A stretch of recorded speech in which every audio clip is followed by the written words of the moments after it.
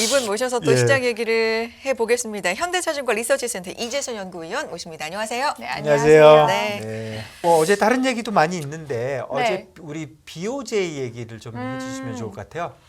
네, BOJ 회의가 어제 열렸었는데 일단 시장이 해석하는 거는 보통 저희가 약간 매파적으로 이제 해석을 했을 때 매파 쇼크라고 하잖아요. 네. 근데 BOJ는 어제 결과가 반대로 약간 비둘기 쇼크였다라고 네. 보시면 될 것 같아요. 이미 시장 같은 경우를 보자면은 BOJ가 그 회의 전에 이미 이제 그 전 회의에서 10년물 금리 상단 밴드를 0.5%로 높였었잖아요. 네. 근데 그 이상의 추가 긴축 가능성이 있다라고 생각을 해서 네. 이미 네. 금리 시장은 그거를 반영을 네. 하고 있었었거든요. 엔화도 굉장히 많이 강세가 그렇죠. 됐었었고요. 근데 사실 BOJ에서 이번 회의에서는 별다른 멘트가 없었고 완화를 유지하는 거죠. 네, 완화를 유지를 하고요. 네. YCC 정책도 기존 그 정책을 고수를 함으로 네. 인해서 엔화 강세가 되돌림이 진행이 됐고 일본 증시도 사실 엔화 강세는 그렇게까지 좋은 쪽은 아니에요. 워낙 수출 기업들이 많다 네. 보니까. 그래서 일본 증시도 사실 상대적으로 좀 부진했는데 어제 일본 증시도 조금 좋아졌었다라고 네, 예. 해석을 하실 수가 있을 것 같아요. 자세히 살펴보면은 이제 물가 상승률 목표치도 보자면 사실 이제 시장이 걱정하는 거는 일본마저 물가가 너무 높아져서 네. 물가 목표치를 이제 좀 상단을 높게 잡아서 그에 따른 이제 긴축의 강도를 좀 높이지 않을까라는 네. 여부였는데 사실 2024년 물가 목표치도 기존 정책, 기존 그 목표치인 한 2% 내외를 고수를 했고요. 네. 그 목표 가능성도 그렇게까지 높게 잡지는 네. 않음으로 인해서 어떻게 보자면은 구조적인 인플레이션 가능성을 좀 제한시키는 회의였다라고 보시면 될 것 같습니다. 그래서 일단 시장은 1차적으로 안도를 하는 것 같고요. 일본마저 긴축적으로 움직인다면은 이게 어떻게 보면은 엔캐리 트레이드 자금을 좀 축소시키는 요인이 될 수가 있을 것 같아서 주요국들의 금리에 약간 상방 압력을 높이는 요인이 될 수가 있었을 것 같거든요. 근데 일단 1차적으로 고비를 넘겨서 일단 BOJ 근본 이벤트는 좀 시장의 불확실성으로 이제 여겨졌던 게 해소가 됐었다라고 보시면 될 것 같습니다. 네. 네. 그런데 좀 이해가 안 되는 거는 이게 2, 3일 전에 네. 거의 확정적으로 그렇게 될 그쵸. 거라고 해가지고 네. 그래서 시장이 다 움직이고 네. 일본 수합 시장도 다 그러니까 루머는 이거였죠. 네. 이제 루머라고 얘기해야 될 수밖에 없는데 그렇죠. 이제 지나갔으니까요. 네. 3월에 0.5 밴드를 네. 1로 올린다. 그렇게 되니까 수합 시장은 다 1로 가 있고 그렇죠. 그래서 우리는 그러면 채권은 0.5고 수합은 1이면 네. 채권 팔고 그쵸. 수합하면은 뭐 아비트라지도 생기겠네 그런 소리까지 했는데 BOJ는 딱 그런 일 없어 이렇게 네. 얘기하네요. 아마 약간 좀 시장이 생각하는 대로 긴축을 빨리 해버리면은 네. 그에 따른 이제 경기의 둔화 내지는 경기 쪽에서 조금 힘들지 않을까라는 거를 좀 고려를 많이 한 것 같아요. 일본 경기도 보자면은 사실 그렇게까지 좋은 상황은 또 아니거든요. 미국이랑 달리 얘네도 인플레이션이 올라가는 국면은 맞는데 미국은 사실 어떻게 보자면은 소비라든지 내지는 고용 쪽이 네. 나쁘지 않아서 소위 말하는 수요견인 인플레이션이 사실 조금 어느 정도 좀 뒷받침이 돼주고 네. 있다라고 하면 일본 같은 경우는 우리나라랑 유로존이랑 비슷합니다. 수입 물가 부담 때문에 사실 공급 쪽에 인플레이션이 굉장히 많이 치고 올라온 상황이거든요. 네. 그래서 어떻게 보자면은 일본도 사실 긴축적으로 움직인다고 해서 사실 자국 경제에 그리 썩 좋은 건 아니어가지고 아마 조금 네. 유하게 그런데 잡지 않았나. 네. 구로다 총재 임기하고도 이게 좀 연결이 되면서 얘기가 네. 좀 나오지 않았었습니까? 맞아요. 네. 구로다 임기가 이제 4월 달에 네. 끝나는데 일단 일각에서는 그 4월 달 신임 총재를 배려해서 그 전에 조금 긴축적인 스탠스를 많이 가져다 놓을 것이다라고 얘기하시는 분들도 있었는데요. 그래서 시장이 이미 다 그런 부분을 반영을 했었던 것 같아요. 저도 사실 그 정도로 약간 생각을 하고 약간 시장 움직임을 좀 체크를 하고 있었는데 사실 이번 어제 회의는 조금 되게 신기했어요. 네, 서프라이즈였죠. 예, 예. 네. 두 가지 같아요. 그 요미우리가 처음에 발표하고 그랬잖아요. 네. 일본 언론들 그런 거 하면 되게 듣고 하는 것 같은데 그러면 제 생각에 그냥 단순하게 음모론으로 생각하면 둘 중에 하나예요. 네. 진짜 사람들이 바보같이 생각했던지 네. 아니면 BOJ가 마음이 바뀌었든지. BOJ가 마음이 바뀌었을까? 그리고 글쎄 아니겠죠, 설마. 네, 네. 그 BOJ 짧은 시간에. 아마 BOJ도 약간 고려를 했지 않았을까요? 예, 일부 예. 왜냐면 얘네가 수입 물가 내지는 어떻게 보냐면 달러 강세가 지금 그 미국 외의 국가들한테는 인플레 압력이 가장 크게 미치는 영향력을 행사를 했었잖아요. 그러니까 BOJ가 마음 변했을 수도 있다. 그렇죠. 일단 근데 달러가 예. 한풀 조금 많이 꺾이는 예, 흐름을 예. 연말부터 보이고 있기 때문에 사실 BOJ도 후행적으로 반영되는 인플레이션을 감안을 했었을 때는 네. 아직까지 그렇게 긴축적으로 이제 우리가 행동에 나서야 될 그 수준까지는 아니다라고 좀 생각을 하지 않았을까요? 근데 이게 해프닝으로 얘기하기는 너무 그런 게 시장 너무 많이 움직여가지고 맞아요. 사실 네. 이런 것 때문에 돈 버는 사람 손해 보는 사람 너무 많이 생기거든요. 어제 음. 발표 나자마자 달러엔이 거의 2.5% 올랐다가 네, 맞아요. 또 다시 내려와서 제자리로 가긴 했어요. 네, 근데 너무 순간적으로 많이 움직였죠. 2.5% 움직였고 네. 또 일본 국제 시장도 0.5에 이제 BOJ가 계속 사주니까 네. 0.5에서 약간 위로 갔던 게 지금 네. 뭐 0.4 됐어요. 바로. 네네. 사실 이 저저번 주부터 그 상한선 밴드가 네. 이제 10년물 기준으로 보면 0.5%였잖아요. 근데 그 이상 수준을 계속해서 넘어가지고 그러니까 너무 많은 사람이 네, 팔고 싶으니까. 일본도 네. 사실 BOJ도 그 상한선을 넘으면 국채 매입을 해야 예, 되잖아요. 그래서 한 달치 국채 매입을 거의 약간 2영업일 사이에 네. 그걸 다 했다고 하더라고요. 워낙 많이 금리가 튀다 보니까. 그래서 사실 시장은 이미 그 부분을 이제 반영을 하고 있었는데 놀랍게도 BOJ가 그래서 그런 이번 부분을, 이 사건은 나중에 좀 네. 어떻게 된 건지 좀 알고 싶습니다. 아, 뭐, 물론 네. 오보였을 가능성이 많겠지만 음. BOJ가 마음을 혹시 바꾼 건 아닌가 그런 의심이 좀 들긴 하네요. 제 생각에는 이제 점진적으로 긴축적으로 움직일 가능성은 높지만 그 시장이 또 안 좋게 생각했던 부분 중에 좀 약간 최악의 시나리오 중에 상정했던 부분 중에 하나가 YCC 정책을 중단해 버린다라는 거를 또 가정을 하고 약간 변동성이 많이 확대가 됐던 것 같아요. 근데 그거는 아마 사실 제가 봤을 땐 4월 전에 그 구로다 총재 임기 동안은 조금 힘들 것 같아 보이고 사실상은 그 이유를 좀 내다봐야 되지 않느냐라고 생각이 들고 있고요. 근데 뭐 어쨌거나 큰 그림으로 보면 네. BOJ가 이번에 안 한 거는 국제 시장에 좋은 뉴스고 네. 전체 글로벌 그쵸. 시장에 그리고 네. 주식에도 좋은 뉴스다 이렇게는 봐지는 것 같습니다. 네, 주식시장에도 좋은 뉴스인 게 지금 대차대조표를 다 축소하고 있는 흐름이잖아요. 네. 뭐 미국도 그렇고 영국도 그렇고 유로존도 네. 그렇고 이게 주요국 중앙은행들로 꼽히는 은행들이거든요. BOJ도 마찬가지입니다. 네. 주요국 중앙은행 중에 사실 대차대조표가 GDP 대비해서 가장 이제 높게 형성된 중앙은행 중에 하나인데 얘네가 지금 10월달, 11월달부터 유일하게 축소 국면인 가운데 혼자서 이제 국채 매입을 하다 보니까 어떻게 보자면은 증시의 유동성의 하단을 지지를 해주고 있다라고 보시면 네. 될 것 같아요. 근데 이제 글로벌리에서 보자면은 이 BOJ의 그 스탠스가 굉장히 이제 중요해지는 포인트인 게 저희가 2019년도에 사실 우리나라만 이제 놓고 보자면 이익이 꺾이는 구간에서 증시가 나쁘지 않은 흐름을 보였었습니다. 네. 이제 뭐 연준의 그 약간 좀 비둘기파적인 스탠스도 나중에 이제 추가가 됐었지만 결과적으로 보자면은 그 주요국 중앙은행들의 대차대조표가 전년 동기 대비해서 이제 마이너스가 아닌 플랫하거나 내지는 약간 점진적으로 증가하는 국면이 네. 2019년에 발생을 네. 했었거든요. 그러니까 지금도 보자면 어떻게 보자면 지금 이익이 지금 떨어지고 있는 국면이잖아요. 미국도 그렇지만 우리나라도 그렇고 네. 그래서 이제 결국에는 유동성이 좀 받쳐줘야 된다라고 네. 생각이 들어서 네. 이게 일본이 급작스럽게 긴축을 만약에 해버린다면 이건 사실 주식시장에는 좀 안 좋은 쪽으로 해석이 네. 가능하다라고 보시면 될 것 같습니다. 네. 그렇군요.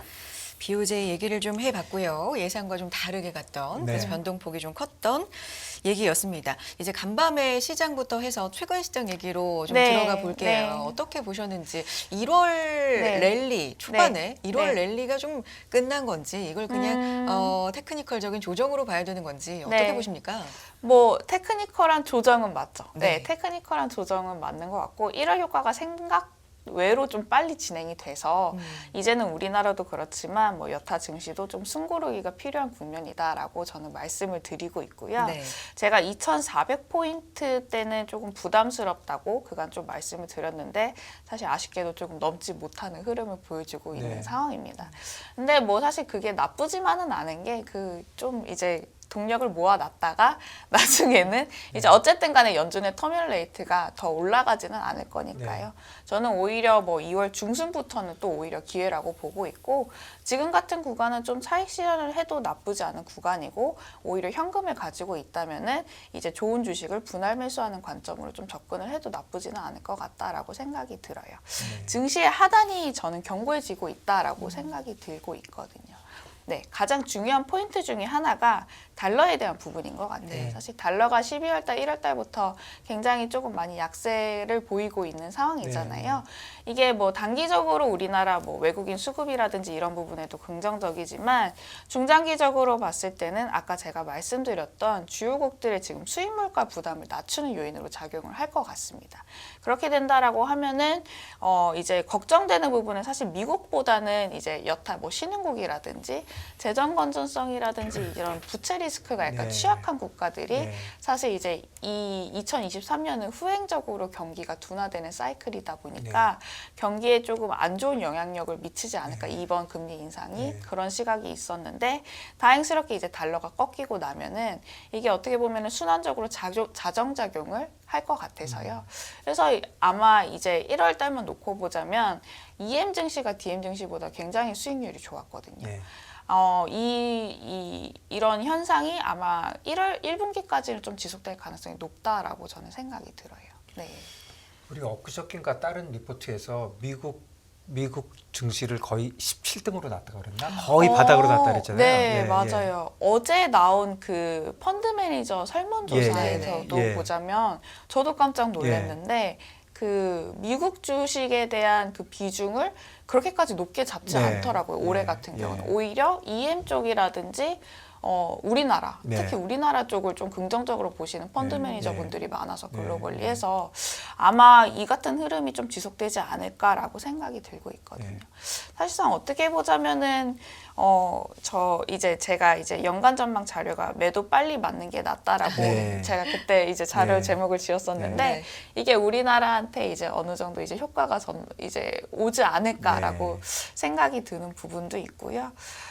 일단 달러 같은 경우를 보면 제가 차트를 몇 개 가져와 봤는데 네. 지금 선물 시장에서 달러 순매수 포지션이 2021년도 때까지 레벨 때까지 이제 낮아지는 반면에 유로화라든지 엔화의 순매수 선물 포지션이 지금 점차적으로 올라오고 있는 국면이 지금 나타나고 있는 상황입니다. 네. 시장 같은 경우가 보자면은 이제 달러가 어떻게 보면은 미국을 조금 대변하는 그런 건데 사실 이제 달러의 이제 약세를 점치는 입장은 즉 이제 미국에 대한 그런 매력도보다는 여타 이제 그 신흥국이라든지 이제 비미국 국가의 선호도를 올리게 만드는 요인이다라고 보시면 될 것 같고요. 뭐 그렇다고 해서 미국의 이익이 추가적으로 크게 감익될 거냐라고 봤을 때 또 그건 아닌 것 같아요. 네. 이게 지금 달러가 꺾이는 게 미국 증시에도 오히려 조금 도움이 될 수 있을 만한 게 빅테크 기업들이 사실 수출 비중이 높거든요. 근데 달러가 약세 전환을 하게 된다면은 사실 EPS 추정치도 어느 정도 하단이 지지될 가능성이 높아요. 그래서 이제 오른쪽 그래프를 보시면은 달러가 약세 흐름을 보였을 때 그 나스닥 100 기업들의 EPS가 추정치가 후행적으로 하향 조정을 멈추고 사실 올라가는 그림이 맞다라고 네. 보시면 될 것 같고요. 이게 아마 사실 1분기 때는 잘 모르겠지만 뭐 2분기, 3분기 네. 들어서는 점진적으로 이제 EPS도 올라가는 국면이기 때문에 증시는 이미 사실 리세션을 이미 작년에는 지나갔고 그러니까 리세션을 반영해서 지나갔고 올해 같은 경우를 보자면은 정말 그 마일드한 리세션 그 이상급만 아니면 연착륙 가능성 오히려 높게 보는 그 한 해가 될 거다라고 생각이 들고 있습니다. 네. 네. 어제 시장을 보면서 제가 네. 이제 혼자 그냥 생각하고 궁금해했던 겁니다. 아, 네. 지난주에 CPI가 발표가 됐고 네. 간밤에 PPI도 네. 이제 물가가 완화되는 쪽으로 네. 확인은 어쨌든 한 건데 네. 다른 좀 부정적인 이슈들의 시장, 주식 시장이 영향을 좀 더 많이 받았다. 네. 미국 시장 보면서 좀 그렇게 네. 생각이 들었는데 물가가 점점 안정될 거라는 건 이제 기정사실로 네. 이미 받아들여서 네. 그런 안정세가 시장에 긍정적으로 미치는 영향이 점점 약화되는 거 아닌가. 그쵸. 이미 좀 많이 받아들여서 기정사실로. 그쵸. 맞죠. 어떻게 보세요? 이런 생각에 대해서는? 저도 동의를 하는 것 네. 같아요. 일단 인플레이션에 대한 민감도는 작년 대비해서 올해는 그렇게까지 크지는 않을 것 같고요. 어쨌든 간에 인플레이션은 잡히는 국면은 기정사실화된 부분이니까요. 그래서 이제 시장이 민감해할 수 있는 지표들은 소비에 관련된 지표일 것 같아요. 어제도 뭐 소매 판매가 조금 안 좋게 나왔다고 해서 시장이 사실 국채 금리가 빠졌음에도 불구하고 네. 좀 안 좋게 예. 약간 방향성을 네. 틀었거든요. 근데 소비가 그러면은 완전히 뭐 시장에 정말 크게 영향을 미칠 정도로 나쁠 가능성이 높냐라고 봤을 때 올해만 놓고 본다면 사실 저는 그렇지는 또 않을 것 같습니다. 이게 소매 판매가 꺾이는 거는 자연스러운 현상이라고 저는 네, 생각이 네. 들고 있고요. 네. 이런 고강도 긴축 국면에서는 그렇다고 해서 속도가 그렇게 지금 빠르지는 않은 네. 상황이고요. 그리고 일단 실질 임금 같은 경우를 보자면 임금 상승률이 더디게 떨어지는 게 뭐 금리 그 피복 가능성을 좀 낮추는 요인이긴 하지만요. 오히려 반대급부로 생각을 해보자면은 소비의 경착륙을 또 낮추는 요인으로 하나로 네. 작용할 수가 예, 있습니다. 예, 예. 그래서 이제 실질 임금이 지금은 사실 11월 달부터 저점을 찍고 지금 올라가는 국면이거든요. 미국 경기만 놓고 보더라도. 그래서 사실 미국 경기 그 미국 소비자들 입장에서는 불필요했던 그 지출에 대해서 그 잉여 소비를 감축하는 거는 사실이긴 하지만 그렇다고 해서 정말 필수 소비 여력을 너무 이제 크게 감축을 해야 되는 그런 정말 불황이 올 거냐라고 봤을 때 사실 또 그건 아니다라고 좀 해석이 가능할 것 같고요. 네.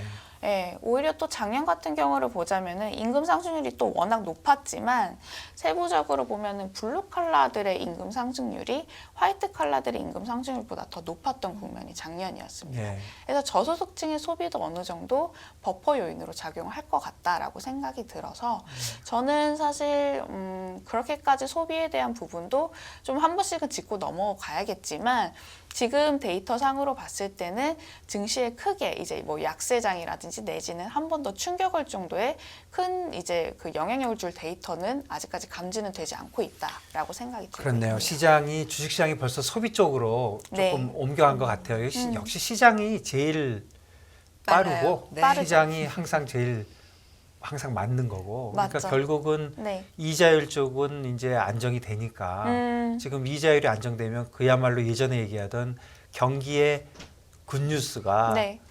결국은 네. 페드가 금리를 올려서 주식시장에는 나쁘게 되는 그러니까 굿뉴스가 배뉴스가 되고 네. 배뉴스가 굿뉴스가 되는 네. 이 고리가 네. 끝물에 있는 것 같아요. 그렇죠. 이제 예. 해석이 조금 다르게 될 가능성이 예. 이제 올해부터는 나타날 예, 지금은 것 같고요. 뭐 이랬다 저랬다 하는데 그쵸. 2, 3개월만 지나서 네. FOMC 한 2번 맞추고 나면 맞아요, 맞아요. 이제 완전히 그 얘기는 없어지고 네, 다시 이제 뭐 채권이 오르면 네, 뭐 주식은 내리고 그렇죠. 전통적인 그런 맞아요. 방향으로도 가고 네, 그러니까 시장은 벌써 소비를 굉장히 보고 있는 게 네. 뭐라 그럴까요? 좀 앞서서 보고 있다. 앞서서 네, 보고 있죠. 예, 예. 이미 뭐 작년도 같은 경우를 보자면 주식시장은 리세션을 이미 거의 다 반영한 수준까지 예. 주가 레벨이라든지 EPS 하향 조정도 네. 이미 진행이 됐고요. 또 올해 이제 연준 위원들의 그 성향도 보자면은 네.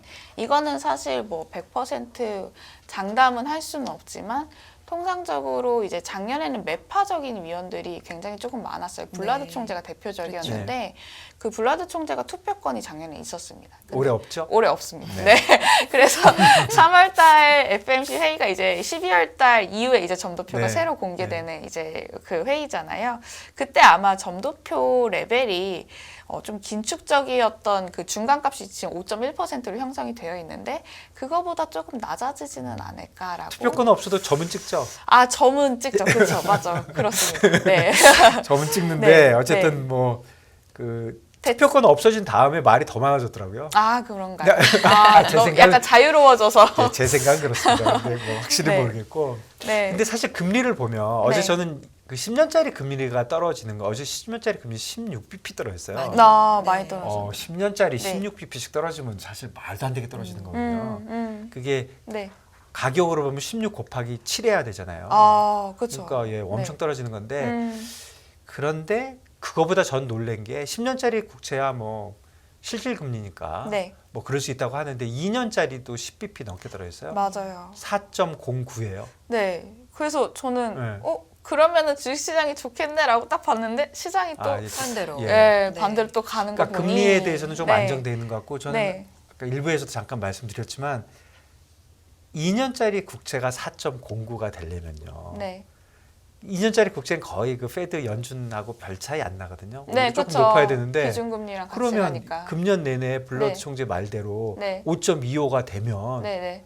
그러면 4.09 맞추려면 내년엔 도대체 얼마가 돼야 됩니까? 그렇죠. 2.75 돼야죠. 그러니까 괴리 차이가 너무 많이 너무 벌어질 것 많이 같아요. 벌어지기 때문에 네. 그렇게 유지하면 뭐 불과 몇 달 사이에 금년 말에 하루 사이에 2.5% 낮춰야 돼요. 그러니까 지금 어떻게 생각하면 네. 지금 좀 과다하게 얘기하고 있다. 그렇죠. 예. 어떻게 생각하면 네. 시장은 하나도 안 믿고 있다. 그렇게 좀 봐야 되는 것 그쵸. 같아요. 2월 달에 사실 뭐 연준이 그렇게까지 크게 스탠스를 바꾸지는 않을 것 같은데 시장이 이렇게 반응하는 걸 보면 네. 연준도 아마 데이터를 보면서 좀 생각이 많이 바뀌지 네. 않을까라고 생각은 듭니다. 속마음은 좀 바뀌어 있다. 음. 네. 그렇게 생각이 됩니다. 주식시장과 네. 그리고 10년 국채 급락 또 금리에 민감한 네. 2년 국채 금리. 예, 어제 시장은 진짜 최근 시장 중에 진짜 거의 굉장히 드물게 네. 네, 그렇죠. 예. 드물죠. 금리가 떨어지는데 시장도 같이 떨어졌으니까. 예, 뭐한 2, 3bp 떨어지고 이렇게 오르는 건 이해를 하겠는데 네. 아주 크게 떨어졌는데 주식은 또 크게 또 같이 하나, 떨어지는 맞아요. 거예요. 네. 그러니까 반대로 간 거죠. 네, 네. 반대로 갔으니까요. 네. 그렇습니다. 자, 이제는 어떤 걸 주목해 봐야 할까요? 앞으로는 이재선 의원님 마무리 발언 해주시기 바랍니다. 뭐 앞으로는 네. 사실 이제 우리나라 같은 경우를 보자면은 IT 기업들의 이익의 바닥이 어딘가냐는 게 조금 포인트일 것 같고요. 결국 실적. 네, 결국에 네. 이제 실적에 조금 집중이 될 것 미국. 같다라고 생각이 들어요. 미국 IT요. 미국 IT도 중요하지만요. 우리나라 같은 경우는 이제 뭐 삼성전자나 네. SK 하이닉스가 예. 중요해질 것 같고요. 당장은 일단 1월 31일 날 그 삼성전자 확정 실적이 발표가 되면서 이제 컨퍼런스 콜을 진행을 할 텐데 그 향후 업황에 대해서 어떤 뉘앙스로 말을 하는지가 조금 중요해질 포인트인 것 같고요. 네. 네. 알겠습니다. 시장에 대한 이야기 나눠봤어요. 현대차증권 리서치센터 이재선 연구위원 함께했습니다. 고맙습니다. 네, 감사합니다. 감사합니다.